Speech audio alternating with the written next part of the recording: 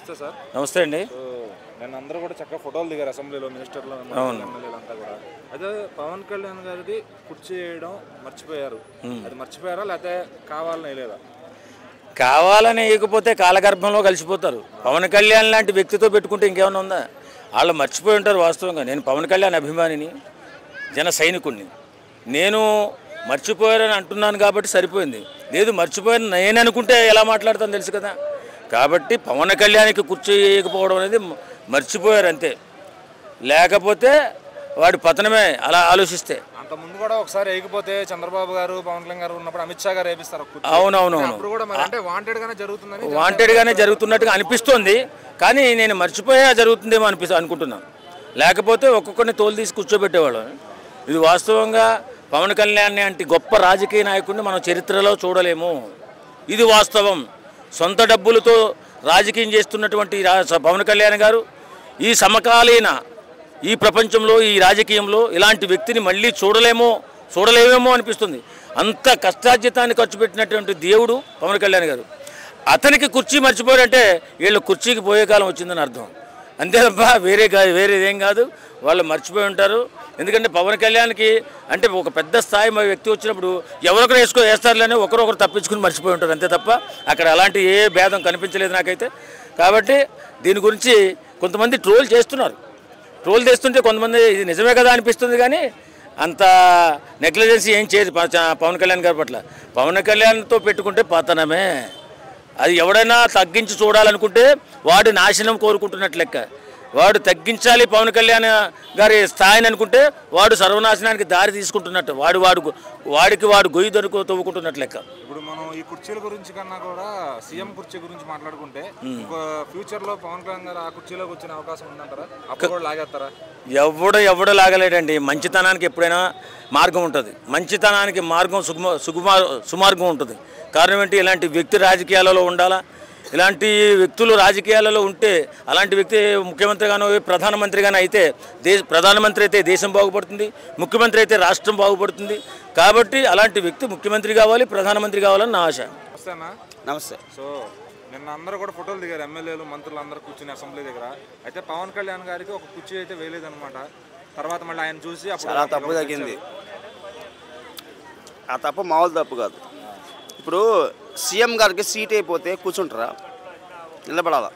అందరం నిలబడితే సీఎం అంటే చీఫ్ మినిస్టర్ గారికి సీట్ అయిపోతే ఎంత బాధ వేస్తుందో.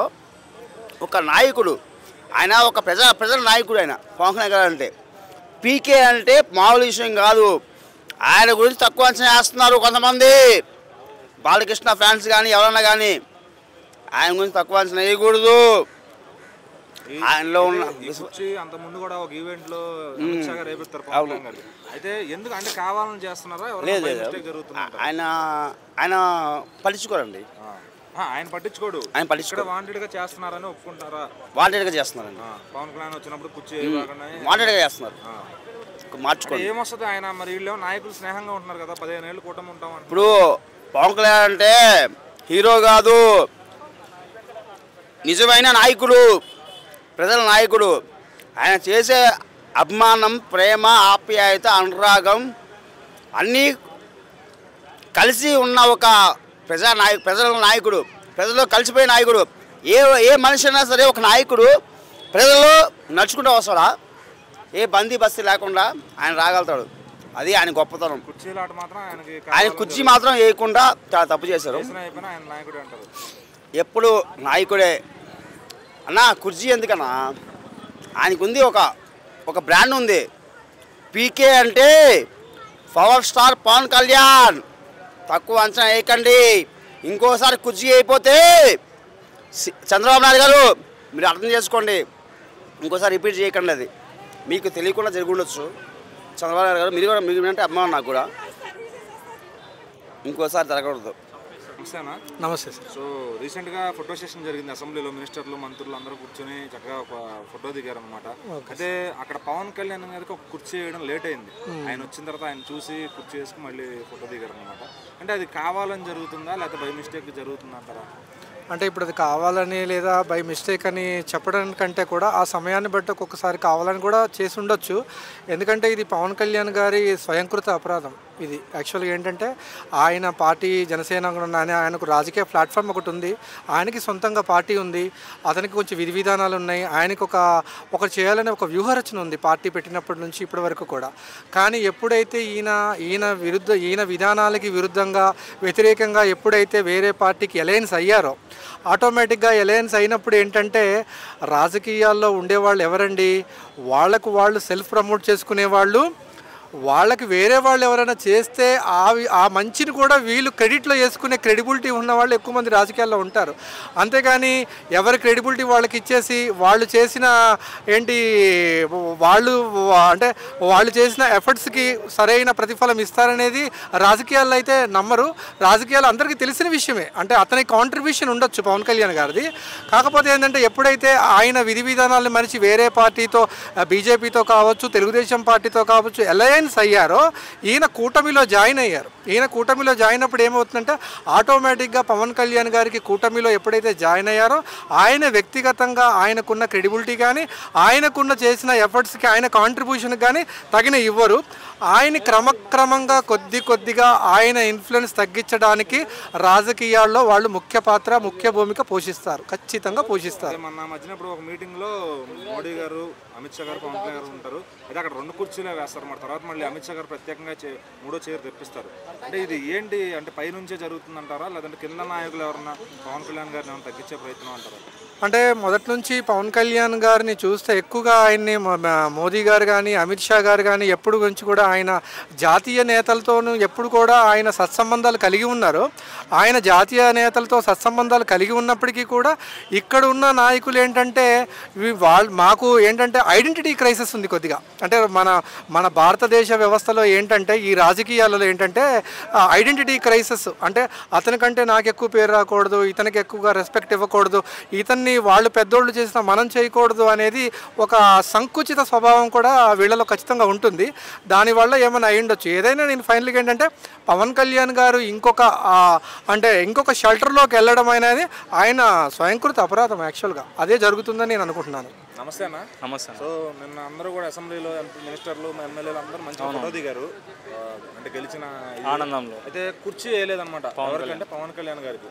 అది కావాలని జరిగిందంటారా, బై మిస్టేక్లో జరిగిందంటారా? ఓ రకంగా చూసుకుంటే కావాలని జరిగిందంటారు, ఇంకో రకంగా కుర్చీ వేయకపోయినా ఆయనకేం ఫరక్ పడుతుంది అన్న. స్వతహా ఆయన సెకండరీ పొజిషన్లో ఉన్న డిప్యూటీ సీఎం పొజిషన్లో ఖచ్చితంగా. ఇప్పుడు గతంలో కూడా చూసుకుంటే ఒక 1 month 2 months బ్యాక్ డిప్యూటీ సీఎంగా నారా లోకేష్ కావాలన్నాడు. దాని తర్వాత ఇప్పుడు వర్మ ఏముంది, స్వతహాగా మేమే గెలిపిస్తాం పార్టీని అన్నారు.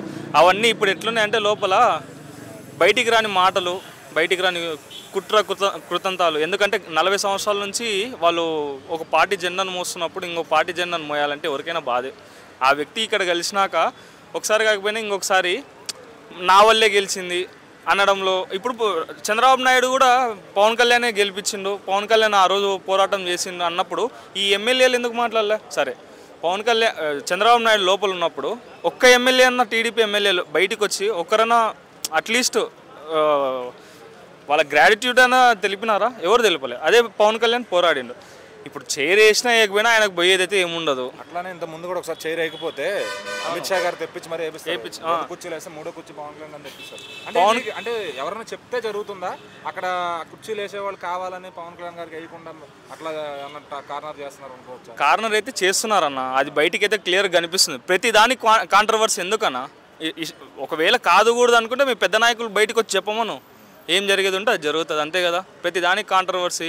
అరే పవన్ కళ్యాణ్ ఒకటి మంచి చేసినంటే 10 ఏనకి గొట్టి పెట్టి పాడేస్తున్నారు. అదే ఆ పొద్దు మళ్ళీ పార్టీ గెలిపించినప్పుడు చంద్రబాబు నాయుడు డిప్యూటీ సీఎంగా అనౌన్స్ చేసినప్పుడు ఆ రోజు ఎవరు ఎందుకు మాట్లాడలే? మరి ఇప్పుడు ఏది జరిగినా సరే పవన్ కళ్యాణ్ మంచి చేసినంటే అయిపోయి 100 కొట్టి పెడుతున్నారు. మన పవన్ కళ్యాణ్ గారు 40 ఏళ్ల పార్టీని గెలిపించా అన్నప్పుడు మటుకు వీళ్ళందరూ సోషల్ మీడియా కానీ అందరూ కూడా ఫుల్ ఫైర్ అంతెందుకు అది అప్పుడు బయటకు వస్తున్నారు కదా, అట్లా నెగిటివ్ చేయడానికి వస్తున్నారు. అదే మాటే నేను చెప్తున్నానా, అదే మాటే చంద్రబాబు నాయుడు కూడా చెప్పిండు. మోడీ స్టేజ్ మీద ఉన్నప్పుడు మన పవన్ కళ్యాణ్ స్టేజ్ మీద ఉన్నప్పుడు చంద్రబాబు నాయుడే చెప్పిండు, 100 సార్లు చెప్పిండు. ఆహాలో బాలకృష్ణ అది షో జరుగుతుంది, దాంట్లో కూడా అన్స్టాపబుల్. దాంట్లో కూడా ఎన్నోసార్లు బాలకృష్ణ చంద్రబాబు 2 ఎపిసోడ్లు జరిగితే ఒక 10 సార్లు మాట్లాడుకుని ఉంటారు. అవన్నీ చూసినప్పుడు మళ్ళీ వీళ్ళ ఎమ్మెల్యేలు ఏం చేస్తున్నారు? అప్పుడు మాట్లాడొచ్చు కదా. ఇప్పుడు ఇవన్నీ కార్నర్ చేయడానికి అన్న, అంతే, అంతకుమించి ఏం లేదు.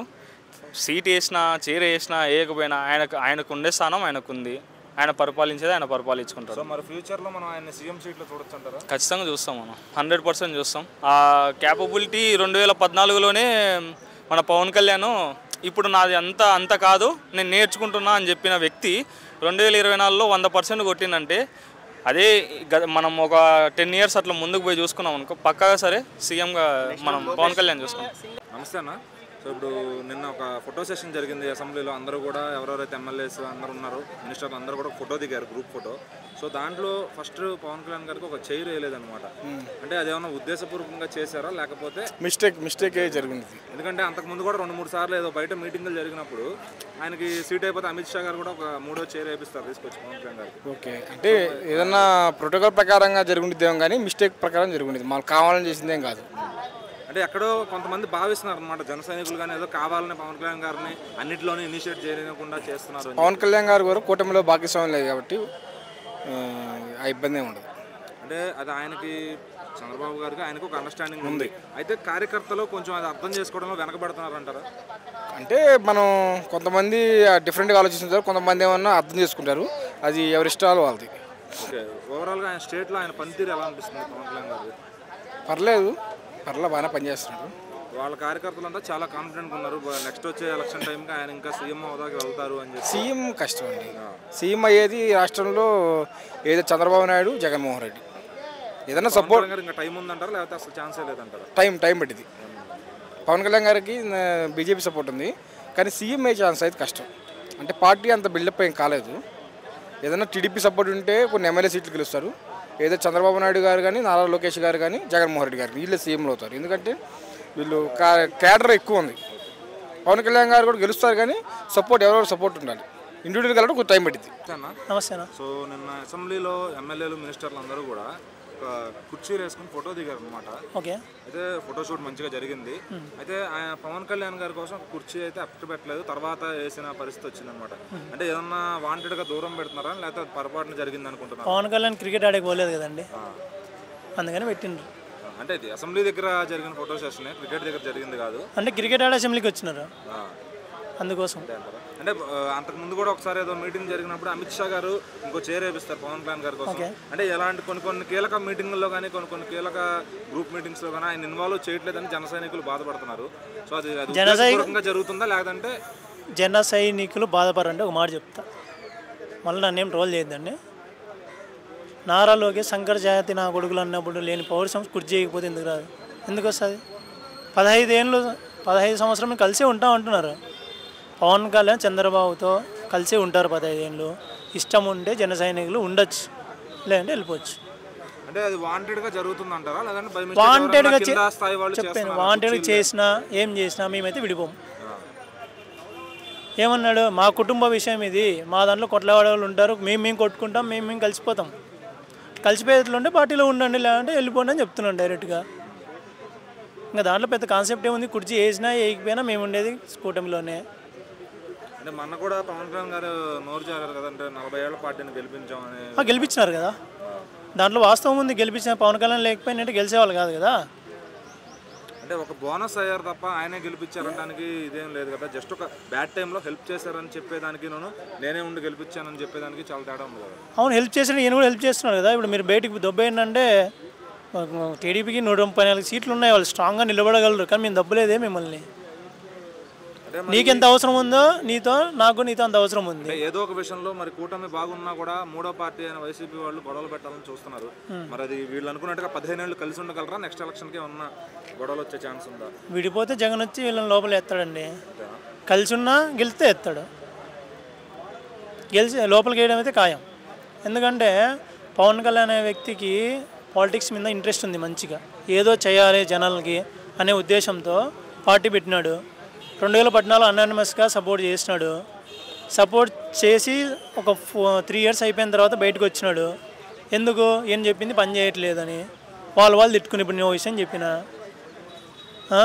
అప్పులు లేని పౌరుషము జగన్మోహన్ రెడ్డి ఎమ్మెల్యేకి తక్కువ కార్పొరేటర్ ఎక్కువ అన్నప్పుడు ఆ పొద్దు మీరు ఇప్పుడు ఎట్లా కలిసి ఉన్నారా మాట అన్నప్పుడు ఒకసారి. ఓకే, ఇప్పుడు పవన్ కళ్యాణ్ గారు పనితీరు ఏ విధంగా గమనించారు గత 9 నెలల నుంచి కూడా? సో కూటమి ప్రభుత్వంలో ఏమన్నా మంచి పని జరిగిందంటే అది ప్రతి గ్రామానికి రోడ్లు వేసినారు, రోడ్లున్న గుంతలు పడిన దానికి పూడ్చినారు.